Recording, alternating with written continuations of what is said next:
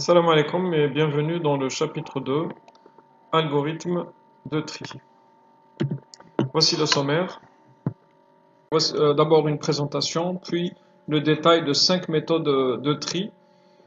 Il y en a plusieurs algorithmes de tri, d'autres algorithmes de tri, une vingtaine ou une trentaine, mais ces 5-là sont assez représentatifs, d'autant plus qu'on va voir aussi le tri rapide, qui est l'un des algorithmes les plus implémentés dans les packages des langages évolués tels que Java ou Python. Nous allons profiter dans ce chapitre pour continuer avec la complexité. Nous allons utiliser la complexité pour comparer ces algorithmes-là et affiner encore plus cette comparaison.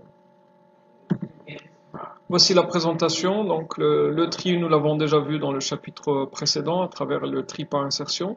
Sachez que c'est un des problèmes fondamentaux de l'algorithmique. Avec le tri, beaucoup d'autres problèmes deviennent faciles, notamment la recherche ou l'unicité.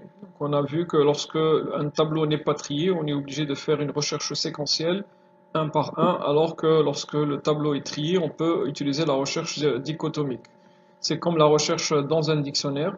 Rechercher un mot dans un dictionnaire qui n'est pas trié, ça peut prendre des heures, alors que lorsqu'il est trié, c'est en quelques secondes. Il y a aussi le problème de nullité. On veut vérifier si un élément est unique dans un tableau ou il existe en plusieurs exemplaires. Donc si le tableau est trié, tous les exemplaires de cet élément-là seront rassemblés et on pourra facilement tester l'unicité. Alors deux sens de tri, le tri par ordre croissant, du plus petit vers le plus grand, ou le contraire, donc le tri par ordre décroissant, du plus grand vers le plus petit. Alors ces méthodes de tri, on peut, malgré donc leur nombre assez important, on peut les classer en trois grandes catégories. Les tri lents qui ont une complexité quadratique, ρ de n au carré, et les tri rapides qui ont une complexité quasi linéaire de n log n.